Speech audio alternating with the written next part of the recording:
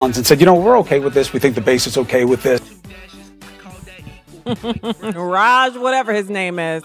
Now, imagine if a white Republican had said that about a person of color, any variety, and said, Raj, whatever his name is. Can you imagine the calls for that person's resignation? Can you imagine how they would have said, this person, this Republican, just another example of Republican racism, Republican hate for people of color.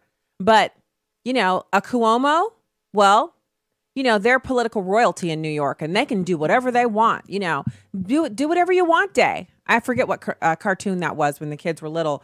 They used to say, do whatever you want. And it was, supposed to be learning letters and numbers, but you get the drift of what I'm saying.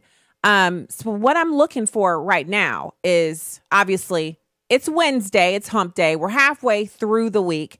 And I'm looking at all of the different stories and thinking, it's interesting.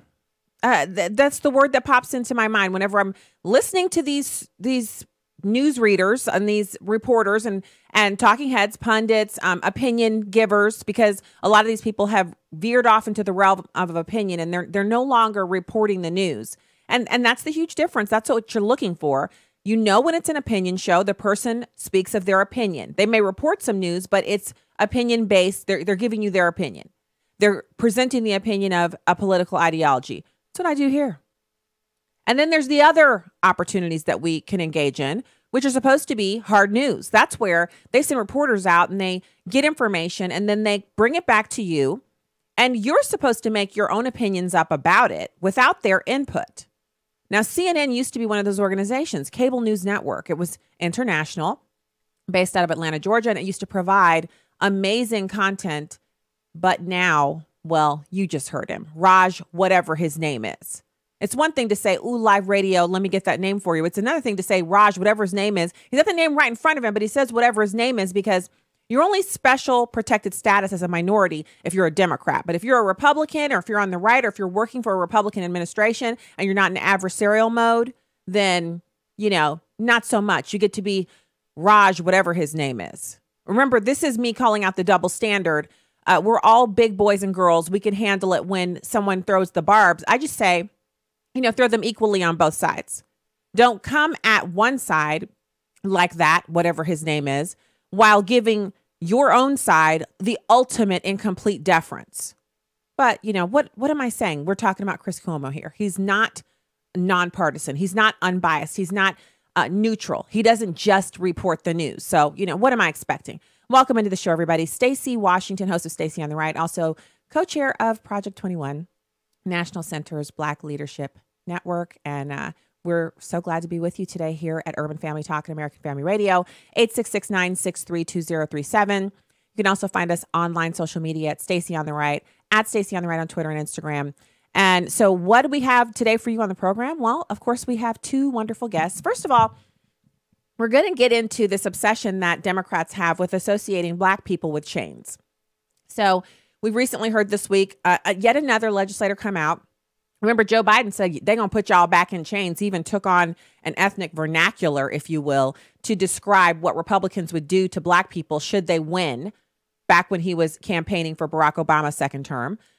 But it's more than that, isn't it? Now we have this other legislator coming forward and saying that when the president talks about chain migration, the chain they're referring to is the family chain, the family dynamic of, not just you coming in by yourself, but being able to bring in a few of your family members, because what's home without family? Everybody gets that.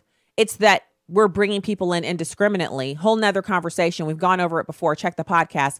But what we're talking about here is this need for Democrats to turn everything into a racial discussion. This need for Democrats to say, you know what? They can't understand what I'm saying unless, and they being Black people with a permanent tan, people who, may or may not be descended from slaves, because not all Black Americans are descended from slaves. But, don't let me get too far into the details. You've got this man saying that whenever we Black people hear the word chain, whether it's chain migration or bike chains or tire chains,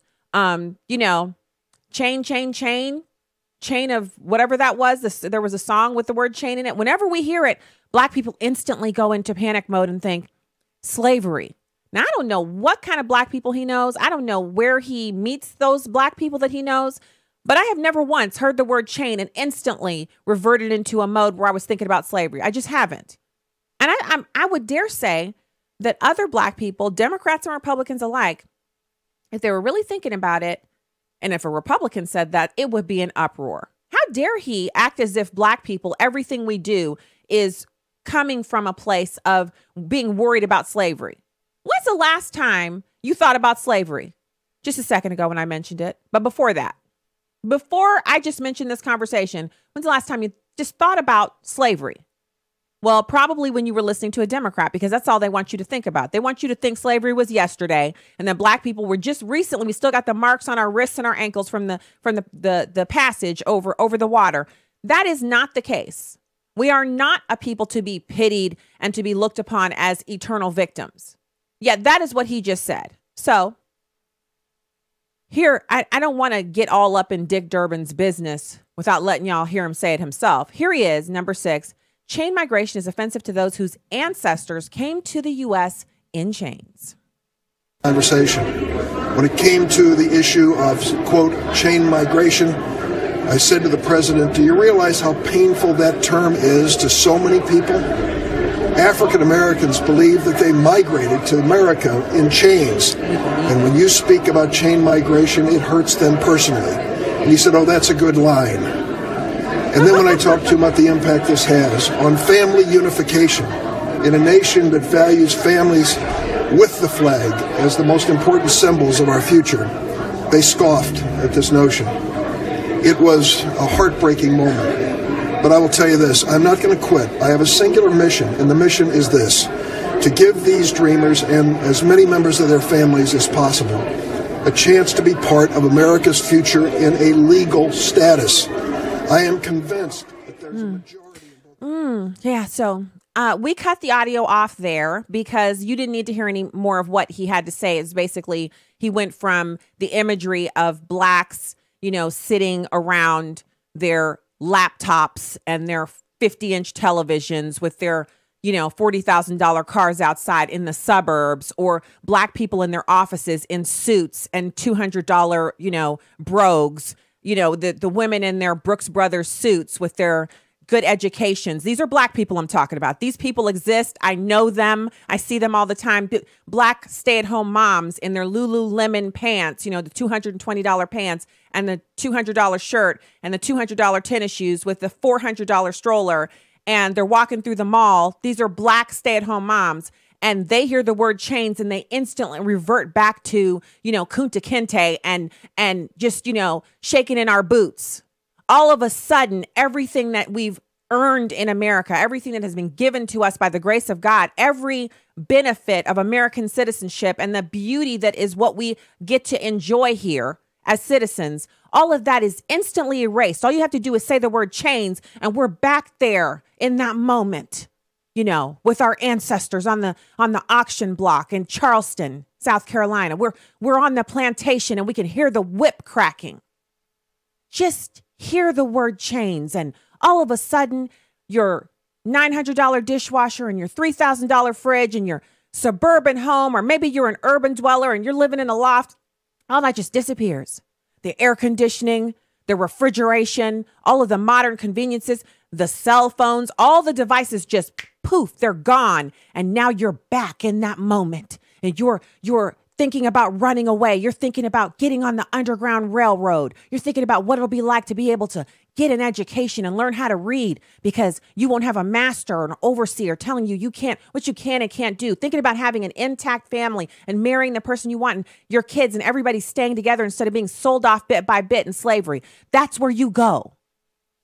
Can he please give me a break? Does this man, Dick Durbin, actually know Black people here in this country, hardworking Black folks who work on factory floors and manage millions of dollars of equipment, Blacks working for Amazon and Sam's Club, and you name it, Black people running railroads, Black people owning businesses, getting up in the morning and going in, and they're the person who's in charge of everyone that's there, and the building is theirs, and franchise owners, people who own 36 McDonald's franchises. You're telling me that those people, when they hear the word chains, they think about their ancestors coming over the water in chains?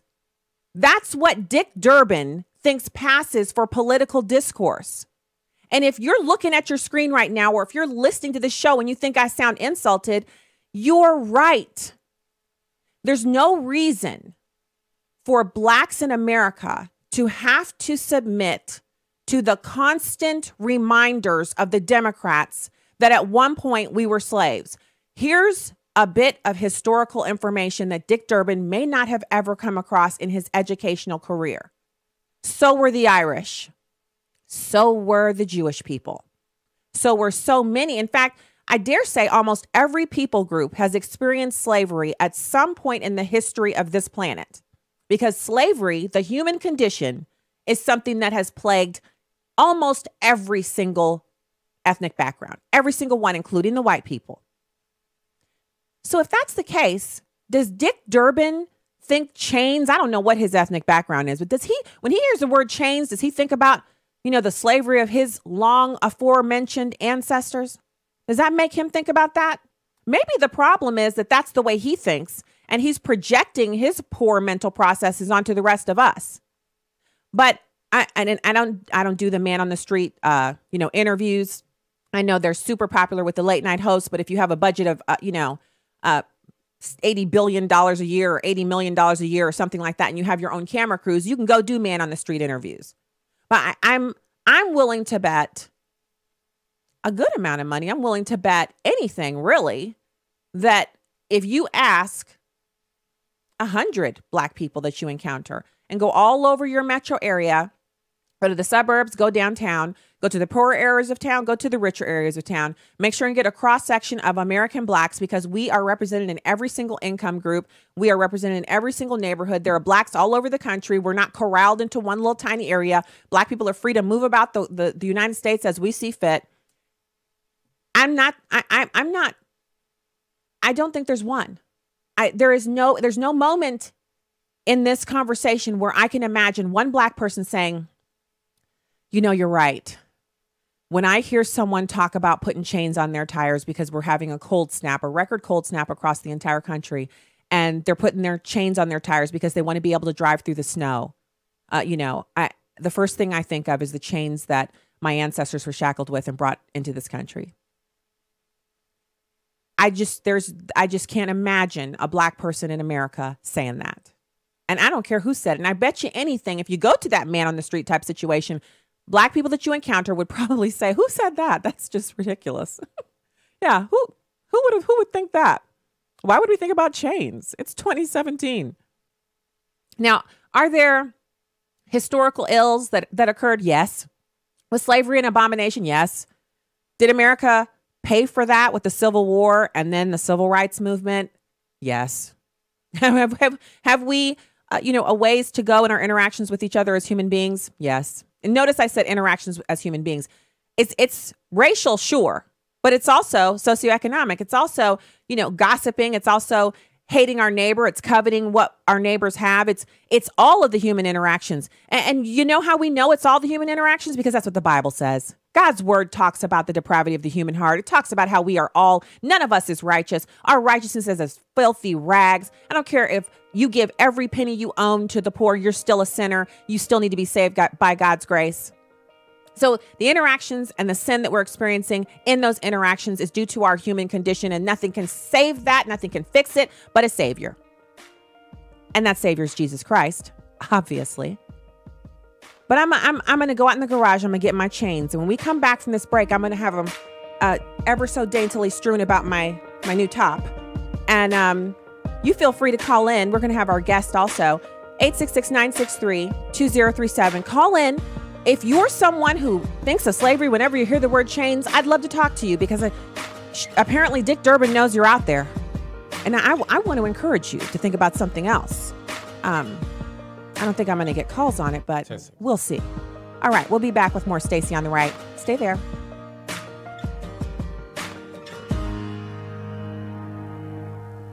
If you like trips where you have to plan everything, then maybe our tour is not for you. Hello, everyone. I'm Tim Wildman with American Family Association and American Family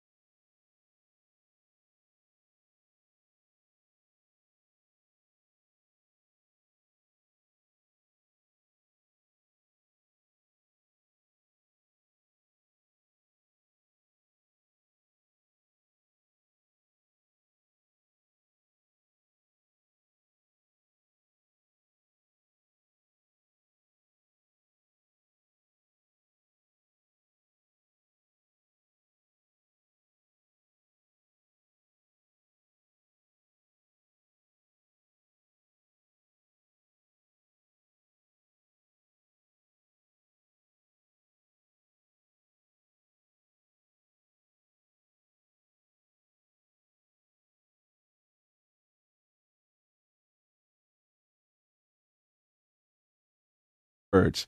Then Samuel took a stone and set it between Mizpah and Shen, and named it Ebenezer, saying, Thus far the Lord has helped us. So the Philistines were subdued, and they did not come any more within the border of Israel. Did you catch that line in verse 12? And named it Ebenezer. That word Ebenezer means the stone of help. I don't know if you can recall, there's an old wonderful hymn titled, Come Thou Fount. There's one line in it that says, Here I raise my Ebenezer, hither by thy help I've come. God has helped us. God will stop our enemies. Our enemies are not physical people, but we do fight against wrong ways of thinking, and God will stop our enemies. He's our Ebenezer, our stone of help. Here's what I want you to remember today. There's a place of safety and help for all of us. Don't fight the currents. Run to the rock. Legacy Moment with Crawford Loritz is produced by Moody Radio, a ministry of Moody Global Ministries. I don't need no stainless to be washed in his blood. I don't need no perfect, put together pretty words to be enough. No, I want Jesus and his real love, something that I crave deep inside. Welcome back to the show, everybody. Especially want to thank everyone who's listening on terrestrial radio all over the country and those who are watching on Facebook as I don my chains for Dick Durbin. I have a really nice set of chains that I just linked together. It's the kind of chain that you put around your axle on your car to tow something or maybe rip out a bush at your house. You know, we're into that DIY rehabbing stuff. So I'm just wearing this as my accoutrement for the day for Dick Durbin. I'm wearing these chains for Dick because apparently if he says the word chains, I need to get my little set of chains out. And maybe we'll just keep these as something that appear every time the Democrats make a reference to slavery. And then you guys feel free to tweet Dick Durbin and let him know that Stacy on the right is wearing chains on the show today to I just want to make sure that when he says people are thinking about chains and slavery, we understand the illustration that he's making and draw the connection. Black people can't think about politics. We can't be engaged in the political vernacular without first referring to slavery and our previous condition, even though we're not all descended from slaves. And so, you know, Dick Durbin, these chains are for you. Thanks, hun. Welcome back to Stacy on the Right. 866-963-2037 are the call lines. And it's my pleasure to welcome our first guest for today's show. It's Joe Simonson, media reporter for the Daily Caller. Joe, thanks for coming on today. Hey, great. Good to be here. Yeah, I'm wearing my chains in honor of Dick Durbin. I have some silver kind of tire chain. I have on a red top. It's kind of expensive, so it doesn't really go with the chain, but I'm working it. Right. No, he really did a double there. He proved he didn't know what chain migration was and managed to patronize black voters at the same time. I mean, in the worst kind of way. And I'm sorry, but absolutely. Anyone can be insulted by hearing him say that. You don't have to only be black and be insulted by it. Really, what he's saying is there's a whole segment of people, 40 million of us, who can't have a political conversation without first talking about slavery. Right, absolutely. And I'm sure just what black voters or black Americans are begging for is an old white man to be offended on behalf of them and to tell them what they need to be offended by. I'm sure that's just exactly what they're clamoring for. Well, maybe. I don't know.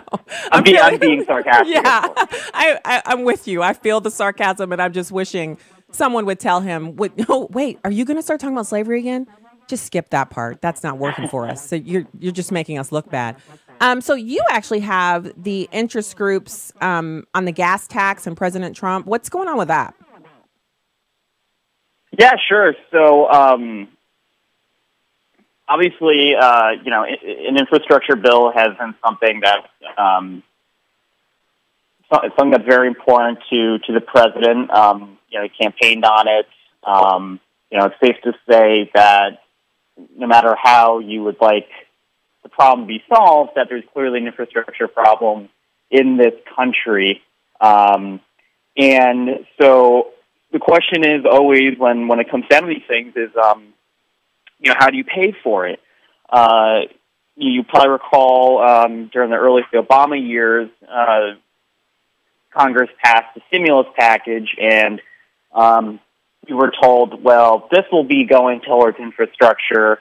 It was close to $1 trillion, and we really didn't get a lot out of it. And we didn't really pay for it at all. It was deficit spending, and we were supposed to grow ourselves out of it. And that obviously didn't happen, and we didn't really get any great infrastructure out of it either. Went to interest groups and bailing out state governments and stuff like that. So fast forward about 8 years later, our infrastructure is worse, which means it's going to be even more expensive to fix.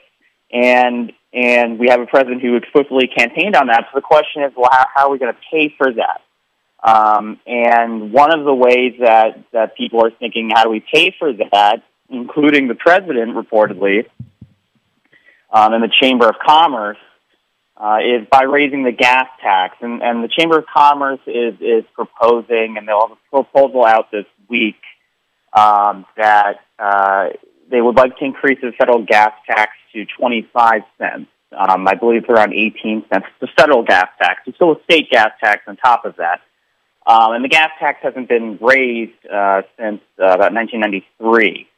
So it's quite a hefty tax, and Chamber of Commerce's excuse is twofold. It's one, well, we want this infrastructure bill and you want to pay for it, and two, well, you just got a tax cut. Most Americans just got a tax cut, so it's time to, I guess, raise taxes on another end, which would be the federal gas tax.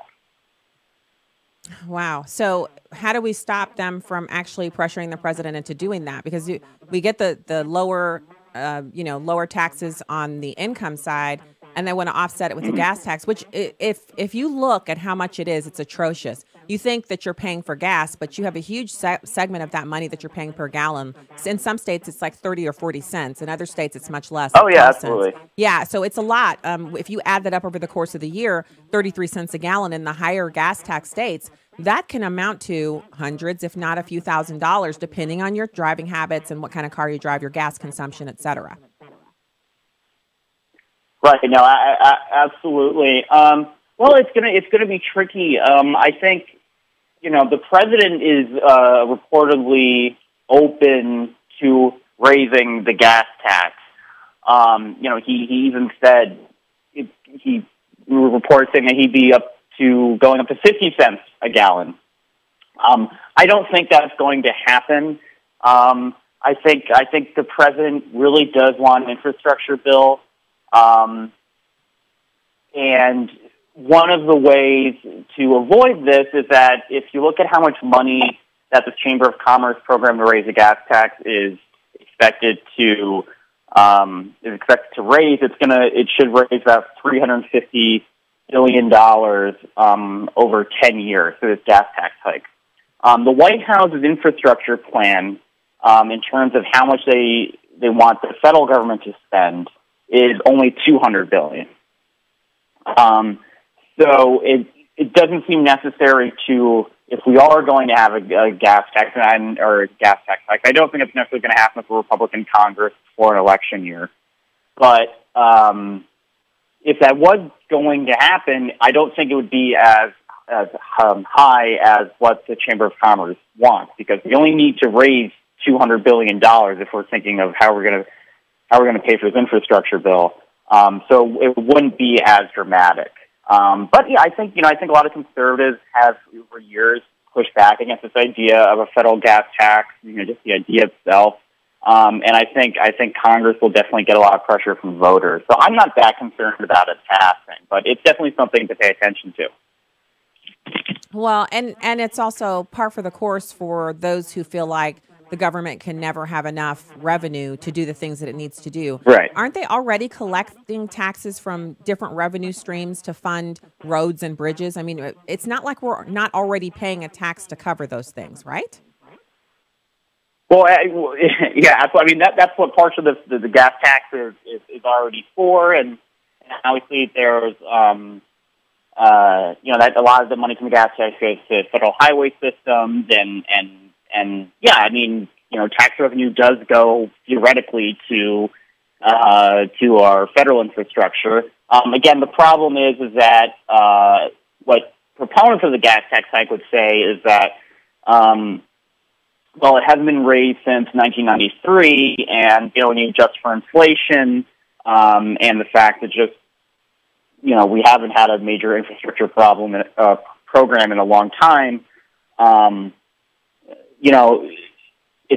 we need that extra revenue. In other words, the revenue that was once there has significantly declined just through inflation. Well, I think one of the things that we have to be concerned with is that when Democrats lose on one front, they go to other fronts to try to make up for it. And one of the ways they can do that is by convincing the president, although it does to me seem pretty slim after he fought so hard for the income tax reduction. It seems pretty thin that he would then flip and say, yeah, let's increase the tax that Americans pay on gas. I think there are other ways to do it. Obviously, one of the chief ways is he's reducing regulations. He's looking to reduce government spending. And in reducing government spending, you can find savings that would then be able to be moved over to the infrastructure column, because I don't have any problem with the federal government working on roads and bridges. I think the maintenance of roads and bridges and public infrastructure. That seems to be one of the basic jobs, right? Yeah, that's just like one of their enumerated powers, something that they actually should do with our money. And I'd like to see them focus on that, because being busy with that might keep them off of some of these other things that they have no business doing.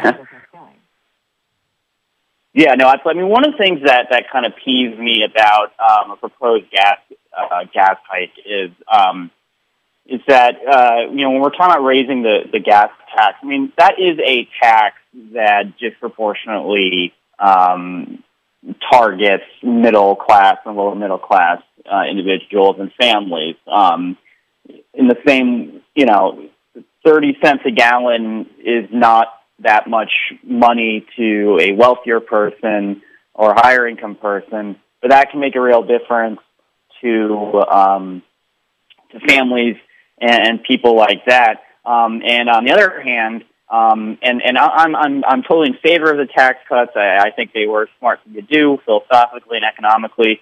But when you look at who benefited the most from these from the just passed tax cuts, it was always wealthier individuals, just because they have more money to save, and that's fine. I'm not criticizing that. But to pass those tax cuts and then go around and then raise a tax that really does potentially hurt middle-class families, that's just not a Republican Party that I think is consistent with the principles it espouses. And I don't really think that's very politically popular. So I just don't see how you can cut taxes and give a lot more money to wealthy people, and that's totally fine. I think that's their money. They earned it. But just to go around and then raise a tax on lower income people, I think it's unfair. I do too. And I'm glad you guys are keeping up with it. And if we see them moving any closer to that, we'll have to make sure and start tweeting and calling our representatives to make sure that they understand that we think that's kind of crazy. But on the other hand, where do you see, because we're looking at a government shutdown, and that's something that could possibly occur, which the Democrats are always successful with their media apparatus in placing the blame for government shutdowns on Republicans, whether the Republicans are actually the ones who pull the lever or not. How do they manage that this time when they're holding out the funding for DACA recipients, and the president has laid out a deal on how to get that done? You want DACA, I want these three things. They're not willing to give him, the end of chain migration and all of this other stuff. And so they're probably going to want to shut the government down. How do the Republicans avoid getting blamed for that? That's a great question, and I'm not sure if it's necessarily possible. I think in a situation like this, I think in some ways, what the media necessarily says and the reality of the situation are going to be two different things. And I have faith in the average American to kind of see what's going on. In other words, I was just reading a tweet from a very popular pundit, and it was a ridiculous statement. He said something like, it's so weird how the media is paying attention to what the Democrats are doing before this shutdown when We really should be focusing on the Republicans considering they control the White House. And I was thinking in my head, I was like, well, the last government shutdown, that wasn't the case. I mean, it always seems to be focusing on how the Republicans can avoid a shutdown when there's a whole other party going on here. But I think in terms of avoiding blame, at the end of the day, what's the reality? The reality is that Republicans who hold majority in the Senate and House, who have control of the White House, who want to keep the government open, could easily face real problems from a minority opposition party and potentially shut down the government over what? Not, people's health care, not, welfare spending or some other entitlement. But we're talking about a government shutdown over,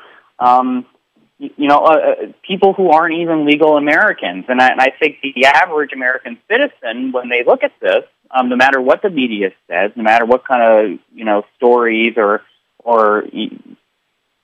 whatever that the media likes to tell, look at them and say, can't the Democrats just put this aside for a minute? We want to debate DACA.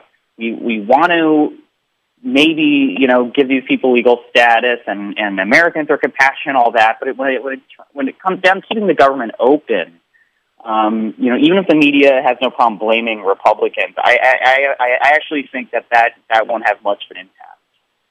Because I think it's just so obviously the Democrats' fault in this situation that no matter what the media says, Americans aren't stupid.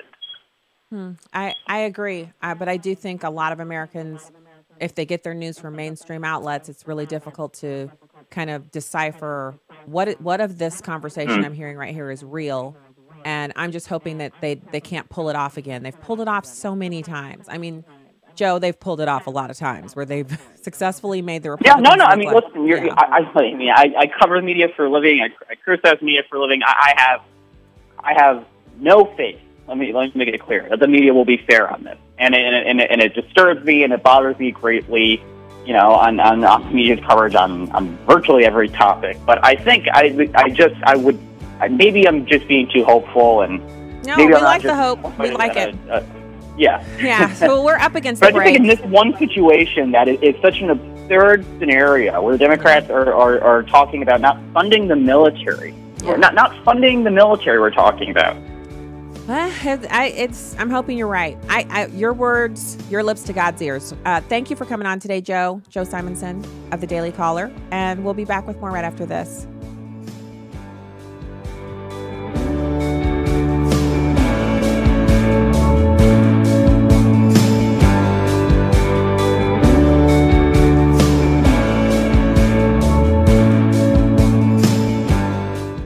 Physical activity is the new trend. It's not a bad thing unless it has brought a sense of vanity in your life. 2 years ago, I was not happy with the number on the scale nor how I looked. I've never been a huge person, but I was, as the old folks would say, healthy. I joined a gym, gained a personal trainer, even changed some of my eating habits. The Lord checked me one day and in my spirit said, "Why are you disgusted with yourself? Be healthy, take care of the temple I've loaned you, but do it because you want to honor this body, which is your responsibility while on this earth." I said, "You better let me know, Abba." Psalms 139 verse 14 says, "I praise you because I am fearfully and wonderfully made. Your works are wonderful. I know that full well." 15 pounds down, I know that even if I was to never look like Serena Williams with those nice framed, worked out arms, I am wonderfully made in His image, and so are you. With a heart for the urban family, I'm today's urban woman, Victory McIntosh. Connect with us more at urbanfamilytalk.com. My name's Caleb. My pride made me believe that my addiction was my business, that I can face it on my own. But at Teen Challenge, I found people I can trust, and with their help, I broke free from my addiction. If you know an adult or teenager who's struggling with a chemical addiction, Teen Challenge can help.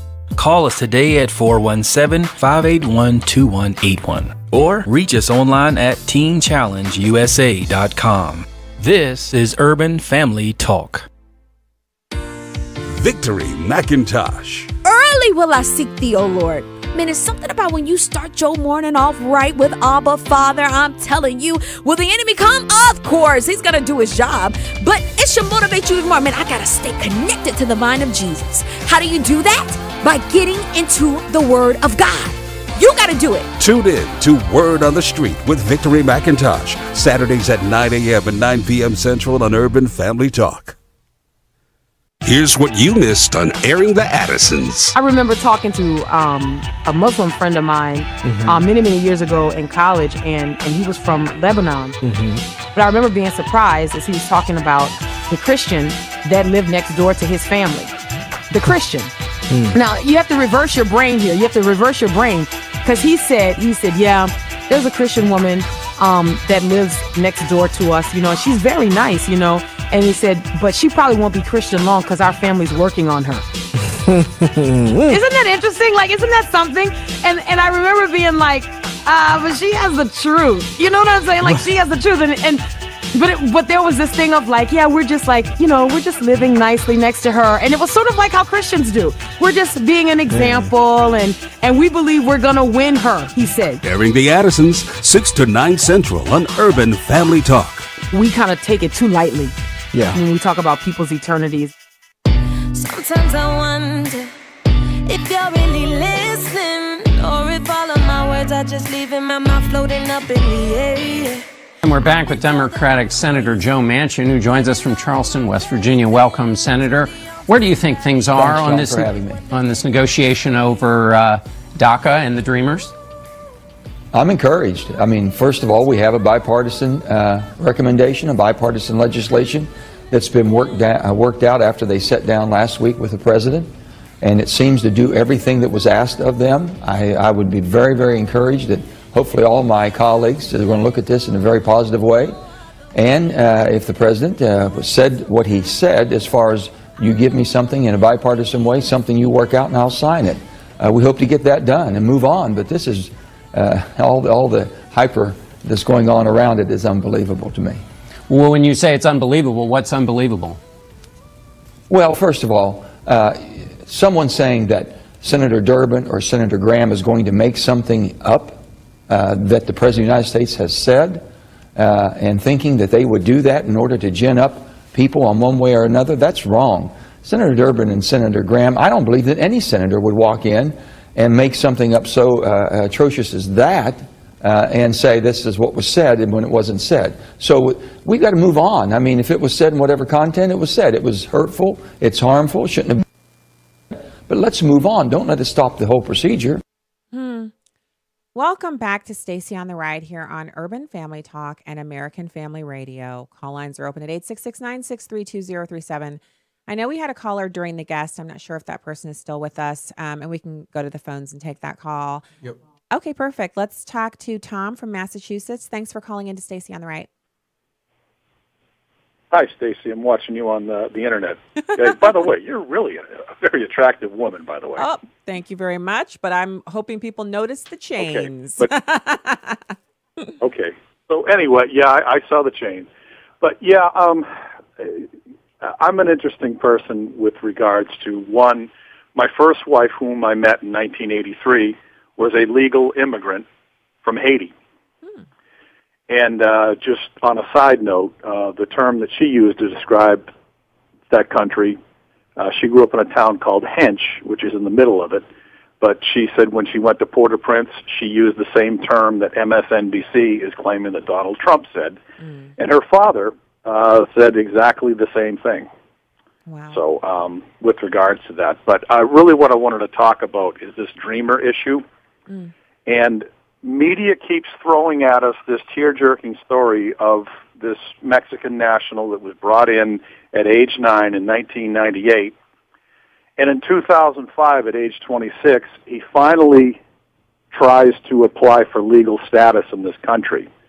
I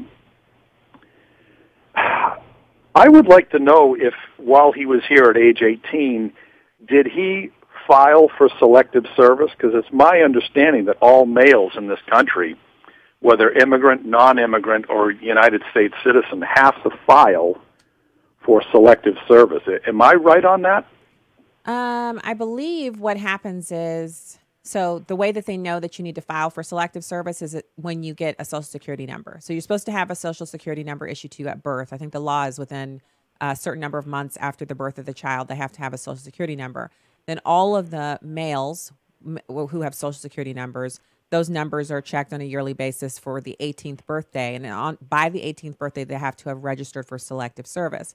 So if you haven't, then I'm not sure exactly what happens, but I think letters begin to come to you from the federal government because they just want you to either, you have to have some kind of a medical waiver or you have to register for the draft just in case we ever have one. But it does not catch people who don't have Social Security numbers. So if you're here illegally and you never apply for citizenship and are naturalized, you never get a Social Security number, and so you're missed out of that system. Okay, so the reason why I bring this up, there's a point. That if this guy really wants to be a citizen, as MSNBC and CNN and all the networks are saying, if at age 18 he had filed for selective service, well, you know what? There's a little bit of an argument that maybe this man was trying to fit in, trying to assimilate, whatever. But I have friends that are immigrants that have told me that they do not mess around with immigration. If they have to take a day off from work, and I'm talking people that are Cape Verdeans, that are first generation, that speak broken English, they do not mess around. They go to the immigration office and make sure everything's okay because they don't want to get deported. And to me, I guess my premise is that to me this just seemed like a lazy guy and has just had this attitude that, you know what, I'll get around to it whenever, but I know they're not going to deport me. And I'm sorry, I'm just one of those people that's an American on this issue when it comes to immigration. No, you're going to follow our laws. And if you don't like it, well, that's too bad because there's plenty other legal immigrants that have come here that have followed the laws, that have come from impoverished countries, and I'm not just going to buy this guilt trip that's laid on me on a daily basis. So, you shouldn't. Anyway, None of us should. I just wanted to get that off my chest. Well, I appreciate the call, and thank you for listening to the show, and great comment. I think one of the things that is really irksome to all of us is that I don't see a lot of people going around saying, you know, we hate people, the people from any of the countries that were a part of the discussion for the temporary protected status that the Democrats were lobbying for during the immigration meeting, which was totally outside of what they were there to discuss, but they brought it up. And the comments, whether the president made them or not, I've already repudiated those. It's not about me defending the language that he used. And it's not about me saying, you know, what we should do is we should sit down and go down the list because we have plenty of cities and towns in America that look like third world places, you know. So when people talk about, well, that country looks like this or that, it's not. So one thing existing, like the existence of this white pen here, doesn't preclude the existence of this green pen. Like one does not instantly disprove the other. So if you say the countries that these people are coming from have horrible governments, let's put it in terms that are more respectable, but still the truth. They have horrible governments. They're run by despots. They're poorly managed, and there are no services. People starve to death. People are murdered. It's lawless. And so it's not a place you want to vacation. And that's kind of the standard. If a country is nice enough for you to go there on vacation, then it's probably nice enough for you to go there and live. It's not like you hear people saying they're going to El Salvador or any of these other countries on vacation. Now, even if you are, the point that the president was trying to make, ineloquently, whatever, was that these countries, what is the impetus for America to take in hordes of people from these countries? Now, you might say, well, what's the impetus for taking in anyone from Norway? If their country is fantastic, why do they want to come live here? Great question. Immigration is not a right. People don't have a right to immigrate into this country. So the conversation that we're having, you have two opposing worldviews butting up against each other. And I think when we take the majority of the time to discuss whether or not a true statement was made inarticulately or crudely, we're getting away from the central discussion, which is exactly what the Democrats want us to do. They want us over here slapping each other and slap fighting and upset with each other on the right over what Donald Trump said. They want Never Trump to rise up out of the ashes every time they say the president made a comment that was crude, which, by the way, are you really surprised by anything that the president says at this point? He speaks Brooklyn or Queens or whatever it was. He's from a part of the country where this type of language is common. And so we're surprised by that. Not being surprised doesn't condone it. Not being surprised doesn't excuse it. But why talk about the descriptor he used instead of discussing the concept that is currently being argued between the Democrats and the Republicans, which is, who do we want to immigrate into this country? And for those who say, well, I'm from Haiti, or I'm from, Nigeria, or I'm from here or there, I'm from El Salvador, and I'm here, and so that's an insult to me. Is it? Because if your country was that fantastic, then why did you immigrate to the United States? Now, I'm not saying that people don't immigrate from Germany and other countries that are well-developed. People from China who are well-off and well-educated immigrate to the United States. It's not like people don't come from countries that are great. They come here and they prefer to be in America. This happens, but that's not the question. So the comparison to Norway and whether or not we should have more immigrants from Norway, people are making that about race. The reason he mentioned Norway is because Norway is supposed to be the #1 immigration destination on the planet. Apparently, more people want to immigrate to Norway than even want to immigrate here to the U.S. Now, I would need to drill down and look at what questions were asked for that survey before I took it as the gospel. But that again, see how easily the Democrats can distract us away from the true discussion. So as long as we're on Facebook arguing with each other about who's a better Christian or who's a bigger Christian or what is the better Christian concept, absolutely, the Bible says, let no corrupt communication come out of your mouth. The Bible also says to speak the truth in love. There are many, many places in the Bible where the type of speech that President Trump used, you can find a scripture that directly says that's not the way we talk. But then also, the Bible talks about us. We live in the real world with real people, and we're all fallen. We all sin. We all make mistakes. What I'm saying is, rather than focus on every single mistake, which is only plays into the hands of the Democrats, why not look at the actual thing that's being argued, and let's argue about that. How many people should come into America on a yearly basis? How many of those people should get automatic preference over other people who are paying $50, $60, $80, $100,000 for their immigration status, going through the process, hiring lawyers, traveling to and from their home country in the United States, working on a visa, following every little rule, dotting every I, putting every little hole in the piece of paper at the right spot, filling every little spot on the Scantron. For those people, how do we let the immigrants who are in, their family members, leapfrog them and come in because of chain migration? How far does chain migration go? 1 level, 2 levels, 9 levels? Can you bring all 120 of your relatives and have all of them leapfrog the people who are currently in line in the system? So what I'm getting accused of is that, number one, I don't have a heart. Obviously, if I were a Christian, I'd have a heart that beats for people who want to live in the United States. And that's simply not the case. I have a heart for people. I have a heart for those who want to immigrate into this country. But I also know that so how much liquid can we get in this glass? I believe this mug here, I believe it's 8 ounces. So if you say, I don't have a heart for this, for liquids because I don't believe we can get more than 8 ounces in this mug, that's not about my heart. That's about what will fit in this mug. And the United States, whether you like it or not, we do not have infinite resources. We have a certain number of resources, and then we have the ability to stretch and to grow beyond that. But it's all about assimilation. And so for people who live in areas of the country where people from other countries have set up mini Iraq, mini Syria, they're building mosques, they're shutting down roads for, the Islamic call to prayer. I think they would argue with you just a little bit that some of the people who are coming here are coming too quickly to be assimilated, and they are recreating the conditions from whence they came. Now, for every story like that, you have the story like Mia Love, her parents from Haiti immigrating here. She's a success story. Her parents are a success story. And those stories are fantastic. They came here legally. Why are they even a part of the conversation? The issue is that we have a disagreement between one political ideology and another about how many people should be permitted to come to this country.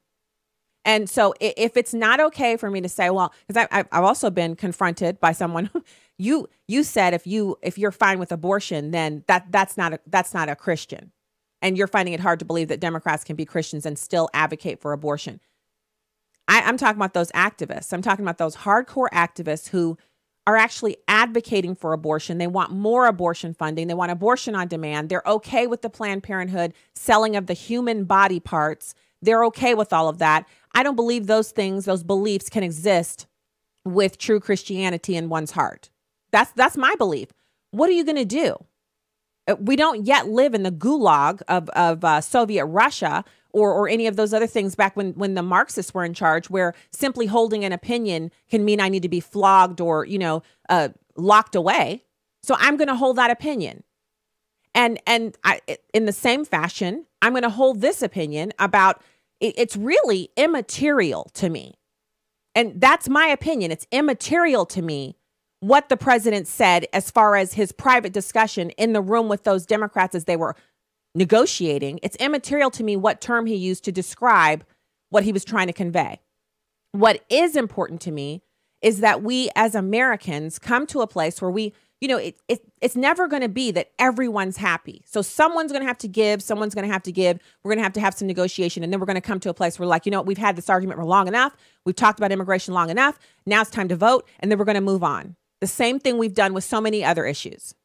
And so the discussion is, and go to Numbers USA. If you don't, by all means, don't look at me and what I'm telling you. Research it for yourself and form your own opinion. But since this is my show, I'm going to say right here, right now, I don't care what he said. Not because I'm not a Christian, not because I don't believe the word of God. I absolutely believe it. And I absolutely believe that Donald Trump will be held accountable for every word that proceeds from his mouth at the judgment seat. But since I'm not going to be the one judging at that moment, and I've already said I don't care. I don't care what he said. I want to have a discussion about immigration, not what Donald Trump says. In the end, they're going to vote not on what he said. They're going to vote on whatever they decide. They're going to come to an agreement, and that's what we should be talking about. So we'll be back with more Stacy on the Right, and I'll still be wearing chains for Dick Durbin when we get back after these messages. Stay there.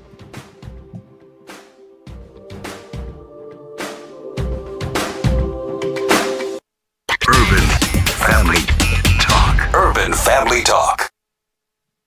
Hey, I'm Miki, co-host of Aaron the Addisons on Urban Family Talk. I want to invite you to be part of our online chat community we've affectionately called The Churbin. While you listen to your favorite programs, you have the opportunity to communicate in real time with the hosts of those programs and other Urban Family listeners. Find out what the talk is all about. Become a Churbinite at urbanfamilytalk.com. Truth, wisdom, empowerment. Urban Family Talk, a ministry of the American Family Association. American Family News, I'm Steve Pugh. A former CIA officer is accused of being a mole for China. More from Rachel Sutherland. The FBI says Jerry Chun-Ching Lee had notebooks containing classified information, including the true names and phone numbers of covert CIA employees. The information ended up in Chinese hands, and a number of CIA informants were imprisoned or killed by the Chinese government. Lee was arrested this week after landing in New York from Hong Kong, where he's been living in recent years. He's charged with unlawfully retaining classified records, a charge that could send him to prison for a decade. In Washington, Rachel Sutherland, Fox News. A lot has been said about immigration and deferred action for childhood arrivals, or DACA, especially with the March deadline looming. Speaking on Sandy Rios in the Morning on AFR Talk, Congressman Dave Bratt of Virginia warned Democrats will have a lot more leverage the closer we get to that deadline. If we go to March and you have an omnibus, some huge budget deal, then the Democrats have more leverage. And you're going to end up with kind of a Lindsey Graham, Dick Durbin bill that doesn't do anything. Then the American people and the Republican Party will be in peril if we do that. And so we're working really hard right now to make sure that President Trump gets out the word that we need to push the Goodlatte bill. It's got an end to chain migration, the whole thing. Not a compromise on it, an end to it. It's got E-Verify in there. It's got into the visa lottery. It's got all the enforcement. It's got the wall. It's got all the basic pieces in there. Congressman Bob Goodlatte of Virginia was present at the recent bipartisan White House meeting on immigration. Many Americans have been cranking up the heat and using more electricity. Is that putting a strain on our electric grid? Chris Woodward explains. Terry Jarrett, an energy attorney and consultant who has served on both the National Association of Regulatory Utility Commissioners and the Missouri Public Service Commission, says this extended cold snap has put a strain on our electric grid, much like it did a few years ago with the polar vortex. Now, a lot of folks have been saying that this cold snap this year has been even worse than it was back then. And, we saw many signs of the grid being strained maybe not dangerously close to blackouts, but certainly that would be a concern in those extended cold snaps. Jarrett thinks the U.S. should look more to coal and nuclear power in times such as these. As he says, there is a transportation issue with natural gas and a lack of reliability with renewables. The Sierra Club, which operates a Beyond Coal campaign, denies there is a lack of reliability, telling AFN that time and again studies show that renewable energy improves grid reliability and renewables are not a risk to stability. I'm Chris Woodward. A nonprofit speech and religious rights organization has sued a Northeast university after the school repeatedly failed to change its blatantly unconstitutional speech policy. More from Bob Kellogg.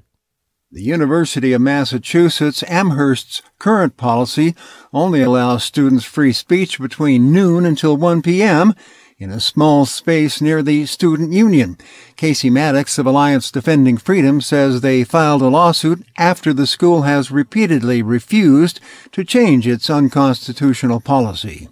Many groups have asked, including ADF, have asked for the school to change this policy, and they have not done so. When schools refuse to change these kinds of policies, that's exactly what the federal courts are for, and that's why we're here, to be able to represent students and make sure that the First Amendment is protected. Maddox says it's essential to hold colleges and universities accountable when they violate the Constitution for the sake of the nation's future. Today's college students are going to be tomorrow's judges and legislators and voters.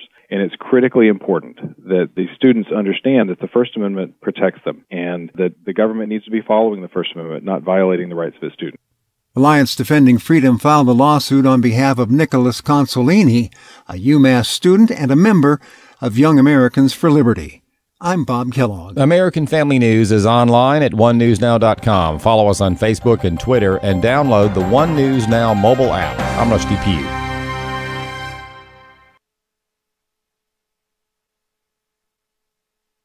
Chris Brooks. We cannot underestimate the responsibility of evangelism. That is why shows like this, Equipped, which is committed to equipping you every day to live, share, and defend your faith, are extremely important, because anyone who does not confess Jesus Christ as their Lord and Savior is outside of God's saving grace. Equipped, weekdays at noon Central on Urban Family Talk.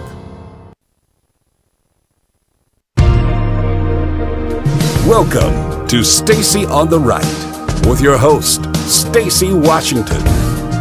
You have worked in the most exclusive male corridors of power almost your entire adult life. I mean, for crying out loud, you were the first woman admitted to Augusta, right. The most exalted male preserve. Have you been exposed to harassment over the years? Oh, I've certainly had people say inappropriate things. I've certainly had people suggest that maybe we should just go out and, and in situations in which it was somebody more senior than I. And I've never faced a quid pro quo, an explicit quid pro quo. I've never had anyone do anything that I would consider assault. But I don't know a woman alive who hasn't had somebody say or do something that was inappropriate at best and aggressive at worst. I think that the movement to expose these circumstances is a good thing. Let's clear the air about it. I do think we have to be a little bit careful. Let's not turn women into snowflakes. Let's not infantilize women. And what I really don't want to happen is I don't want it to get to a place that men start to think, well, maybe it's just better not to have women around. I've heard a little bit of that, and it worries me. Welcome back to the show, everybody. As if we haven't just finished up a big hot button topic, there's another one that has popped up, a story that has recently kind of reached the nexus, and it's, in my opinion, the tipping point for the Me Too movement, which has currently, they've taken a scalp. The movement has coerced Mark Wahlberg into donating money that he earned doing a reshoot for a movie because his co-host, Michelle Williams, she didn't require any payment. She said, I'll take per diem, which amounted to $80 a day for the reshoots. And his agent said on his behalf, the going rate for his days, for his time, will amount to $1.5 million. And the producer said, we have to reshoot these things, so we'll pay him. So they paid Michelle Williams $80 a day. They paid Mark Wahlberg $1.5 million. And when she found out about it, she was, as understandably, she was upset. And she should have been upset with her agent, because her agent should have said, absolutely, we'll do the reshoot, but her going rate is X. You know, she's an actress. Her time is valuable. We need to make sure that she's compensated. Now, it is true that it is a norm. I've experienced it on so many occasions when talking about work to do, that with some people, not everyone, but with some people, they expect you to do things, you know, for free. Just do it because I want you to do it. Other people will say, how much do you charge to do X? Because I need, you know, it's going to take some of your time, and I'd like you to commit to doing it. In other words, I'd like to make an arrangement. I'd like to pay you to do this. And so it depends on the person. It's not a man-woman thing per se, but women do tend to be much more accommodating and willing to say, yeah, I'll do it. And then later when you think about it, you're like, oh my goodness, what have I committed myself to? And so in this story, what they're doing is making Mark Wahlberg feel bad for negotiating adequately. I wouldn't say he did a fantastic job. He just charged them his normal rate for a day of shooting, a day of you know, I'm yours all day, because these shooting days are 12 and 14 and 16-hour days. And so the Me Too movement got him to donate that money to them so they can continue to harass people. And this isn't about me not believing women or not believing that sexual harassment occurs or not being appalled by what has come out of Hollywood and the business world in the way of interactions between men and women, inappropriate behaviors that have been taken. But I am appalled that Mark Wahlberg felt that he had to donate his earnings in order to get them off of his back. It took a week. And so now they've claimed the scalp and they're gloating about it on Saturday Night Live and other places. And then you have this other story that's popped up. Now, the guy that's in question, he is, I don't want to butcher his name. He is an actor that we see often. He's of Middle Eastern descent, and he's a comedian. And so he goes on a date with an actress who she still hasn't been outed, as far as I can tell, on who she is. And basically the big deal is they had a number of encounters on this date of a sexual nature at his apartment. So she traveled to his apartment for the beginning of the date. They went out to dinner and then returned to the apartment. And then, you know, a whole bunch of things ensued. And if you want to know what they are, you have to look those up on your own, because I'm not going to discuss the details of that on the air. But his name is Aziz Ansari. Okay. And when you see his face, they're just, oh my gosh, it's, oh man. So the story itself is one of people are uncomfortable. They've just met. They haven't known each other 3 hours and they're already ripping off the clothes and going at it. The problem with this is that everyone on the left and everyone in mainstream, you know, America wants to discuss this as if it's just a problem between whether or not she gave consent or enthusiastic consent, because now they're making up terms so that they can validate the experiences of some people who made bad choices, or if it's a discussion that we need to be having about morality in general. So remember, here on the program, we've discussed a number of these issues, especially when it was Harvey Weinstein. And we talked about some of the writings of Matt Walsh and others, Kira Davis, who've written about this and talked about as we get further and further away from our moral underpinnings. In other words, when we say we're not all good people, none of us are good people. We are people in need of a savior. We're sin-filled humans. We are depraved. We have a propensity for sin. And in order to live a righteous and holy life, meaning you're striving for righteousness, striving for holiness, you don't achieve it in this life, but you're working at it, you know, with all you've got. You give your life to the Lord, and then you strive for that by upright behavior. And so the statistics and data show this. I don't care what the atheists say. go to barnagroup.com and you'll see all of the data is there that shows that religion in American life, the practice of it as, the normal practice, I'm not talking about fundamentalism because people love to go to that. You see that people who practice religion on a regular basis and actually believe it they live longer. They have better sex lives. They're healthier, physically healthier, lower incidence of heart disease, lower incidence of depression. These are things that they track in these surveys and these studies that they do. But it's also, if you go to the Bible talks about how we will experience all of these blessings that come from being obedient. And so God has given us sex as a means of procreation and also as a way of bonding two people together, a way for them to experience physical pleasure, etc., etc., etc. Okay? So sex in and of itself, not bad. Something God created for human beings, for men and for women, but in the bounds of marriage. So the further away from that we get, and remember, we're coming from, as a nation, we were very, very, rigid about sexual behavior and sexual norms. And then we had the sexual revolution. And then it was progressively every decade, a new thing had to be introduced that had to be normalized. So at first it was just sex outside of marriage, out of wedlock birth. Then it was sex outside of marriage, out of wedlock birth, and, cohabitation. And then after cohabitation, it was, divorce, no fault divorce. And then after no fault divorce, you had the homosexual movement and, kind of LGBTQI, P, X, Y, and Z, LOQ, TTT, all that stuff. And now that we have the 57 genders, so now that we have everybody looking over their shoulder, wondering if they said something wrong or misgendered somebody, now we're beginning to see that under that smooth surface, everybody thought everything was going fine. We're giving everybody their rights. Two men, they have rights. Two women, they have rights. Groups, they have rights. You want to get divorced and married 60 times, you have rights. And all of these things, and I'm not judging, I'm talking about the progression here. So you get to a place where you're thinking, well, this is working out great. And then all of a sudden you realize it wasn't, because the Me Too movement, as they call themselves now, if you go back and look at when Harvey Weinstein began his reign of terror, we're talking about a solid 40 years and the Hollywood casting couch goes back to the very first movie, where people have been using their positions of authority over each other. Because there's been incidences where it was the woman who was the aggressor, but not often. Mostly it's the men. And they've used these positions to coerce and even assault women into doing what they want. And David French has a really good piece. He's two really great pieces over at National Review.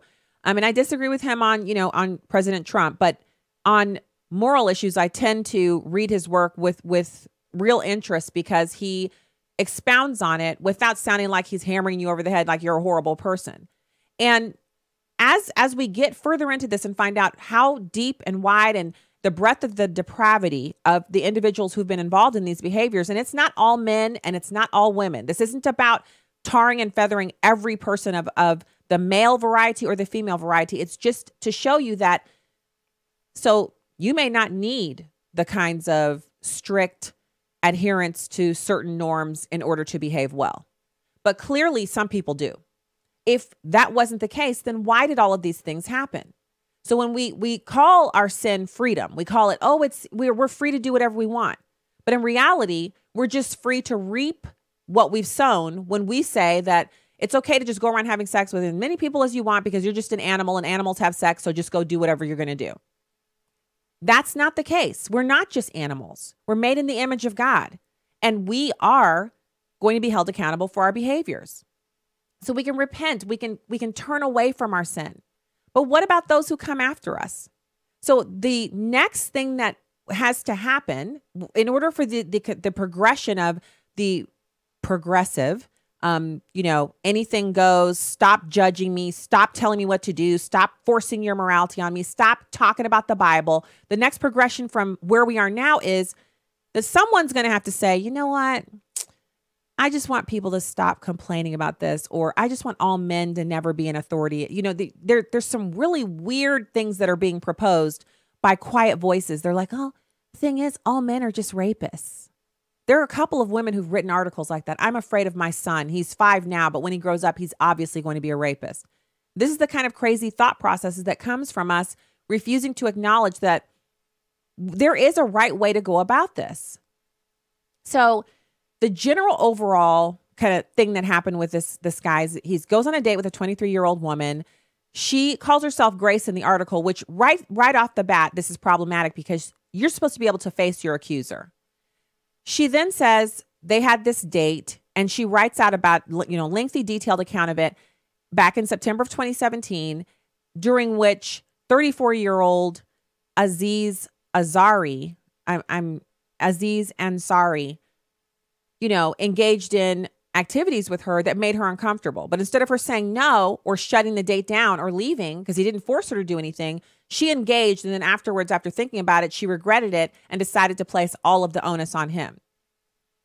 So in sexual revolution terms, she's disempowering women. But in reality, this is what happens when you engage in intimate behavior with someone you met an hour before. But that's not the conversation you're going to find on eOnline or The Verge or Vox.com or any of these other websites, because they have to avoid the big elephant in the room, which is both of them were uncomfortable. Her especially. Women are more emotionally in tuned to these types of activities that it is proof. Don't blame me. I didn't make it up. I didn't write the Bible, and I certainly didn't do the research into human behavior and the psychological differences between men and women. Women are more emotionally attached to people that they have intimate sexual behavior with than men are. And so this is something that apparently devastated her, and he thought they had a great time. He left the encounter feeling like, wow, that was a good date. We might get to go out again. Only they didn't. And now she's written this horrible article about him. And this is where the Me Too people are rearing up on their hind hooves. And they're like, well, he's a horrible person. And people are pushing back. Now, I heard some analysis. Oh, they're pushing back because he's a person of color. He's Middle Eastern. They're not going to let him be tarred and feathered with the same brush. But I don't think that's it. I don't think people are not believing this account because of his ethnic makeup. I think it's because people are saying, they see themselves in this encounter. Men see themselves in what he engaged in, and women see themselves in what she engaged in. And that's where we are. So none of us is without blame, without fault, without sin. This isn't about a mass judgment of everyone and everything they've ever done wrong. It's about that higher calling. We want things to be better, so we have to behave better. And there's only the one standard. This is Christian radio, American Family Radio, Urban Family Talk. I'm not going to tell you about standards of morals from Buddhism or Hinduism. I'm coming straight from the Word of God. And if you don't believe it, what the Bible says about sex and marriage, read it for yourself. That's why we're having all of these problems, because we're way off what God has for us. A beautiful thing being torn down because we want to service our bodies and treat ourselves like animals. And we're not. So, all right, we have our next guest up for you right after these messages. Stay right there. Stacy on the right.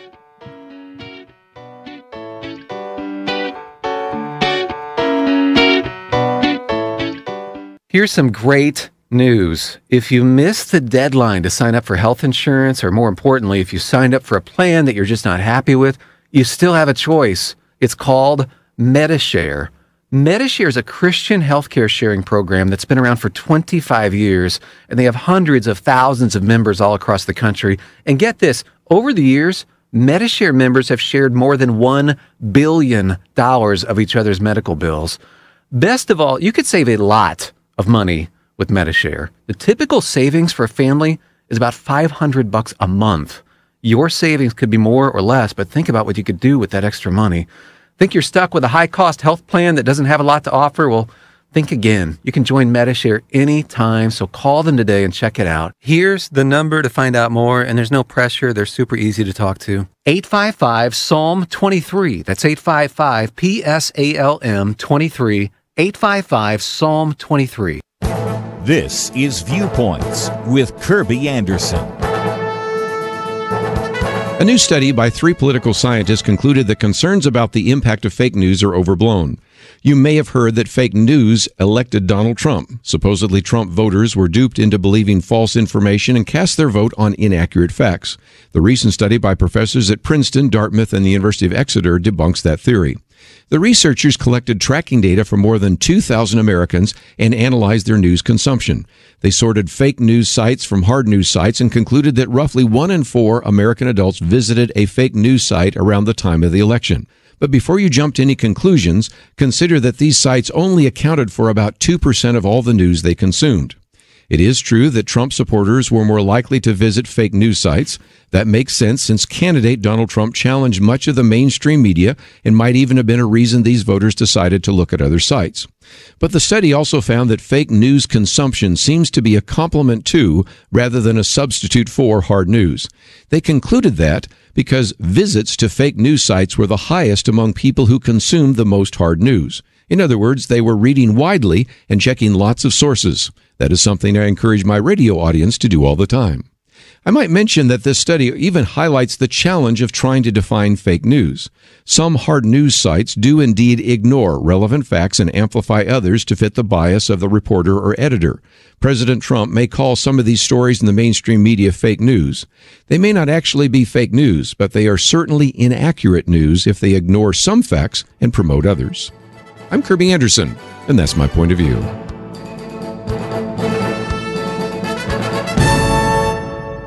For more information about issues covered on Viewpoints, visit pointofview.net. Pointofview.net.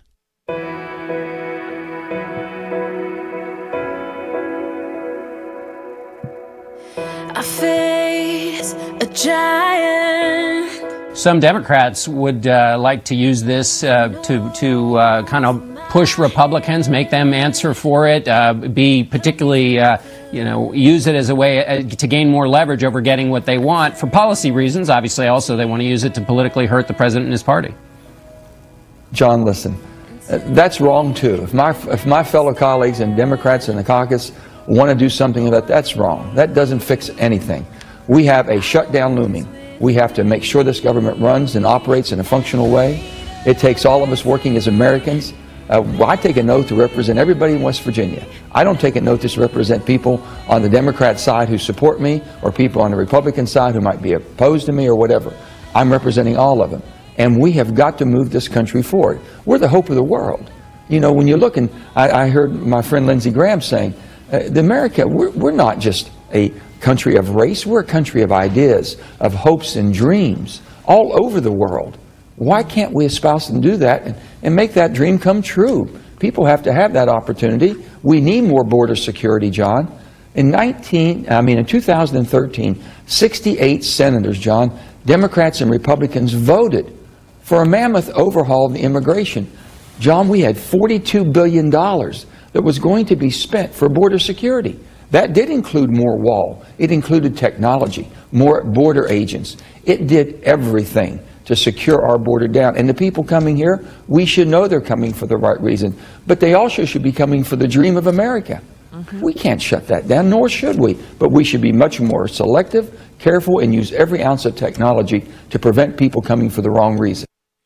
And that's Senator Manchin speaking very eloquently about what needs to be done here. And so, again, what I'm calling for is a discussion about what he just described there. What do we need? How many people do we want to bring in? How can we be selective yet still honor our tradition of being a nation that we've welcomed people from almost every nation on the planet? And most of them have done not just well, but extraordinarily well, taking advantage of the American dream and becoming a part of our society. They're here, they're contributing, et cetera, et cetera. Because I've had a couple people like, well, you're xenophobic. Really? I'm afraid of immigrants? Am I? I mean, really, I'm fine with people criticizing what I've said. But I'm not okay with these blanket statements that don't actually examine what I've said. I'm not afraid of immigrants. I'm not afraid of people who don't look like me. I mean, I'd be in some big trouble if I was, because I live in an area where not very many people who look like me reside. So I'm trying to focus us in on those things that matter. And in the immigration debate, it's not about whether or not certain Americans fear immigrants. It's about the impacts that unfettered immigration can have on our society when people come here and they're not properly assimilated. Because the whole idea behind it is that you think people are coming here because they want to assimilate, they want to become Americans. So when they come here and create a little version of the place that they came from, that should be a red flag for us. You said you wanted to be an American. You can do that thing back at your own place. Come here and do America. That's what we're looking for you to do when you get here. So that was our second piece from the 240 segment. So last hour. Now I want to get to the second half of what Condoleezza Rice said, because I have some statistics here for you. And they're St. Louis statistics, but they mirror other cities across the country. And this is getting back to the Me Too movement, the sexual morality or lack thereof, and this idea that we can just do whatever we want, but we don't have to reap the consequences of that. So Condoleezza Rice goes on to discuss whether or not she would ever run for the presidency. And she says politics, she loves policy, not politics. It's number 5. You know, over the years, your name always comes up. Why doesn't Condoleezza Rice run for president? Why doesn't she run for vice president? You never have. No, and never will. And why is that? Because you have to know your own DNA. And I've been around the process enough to know that I love policy, I don't love politics. And to think that there are other ways, better ways for me to do public service. So what's your advice to Oprah, who's now the subject of a frantic draft effort? Well, I would say to Oprah, be sure that you really want to be a politician. You know, there's a funny thing that happens. When you're Secretary of State or you're a celebrity and you're out there representing the world, everybody gets to make a blank page of what they think you would look like as the president. And they only focus on those characteristics that they want to see in the presidency. Mm-hmm. Now you're running for office. And all of a sudden, you're not that person who's just a blank sheet of paper. But I would just say, if you're contemplating running for office, just recognize that we put people through a brutal process. Yeah. And they don't come out quite the same. I agree. That's the advice that I would give. Yeah.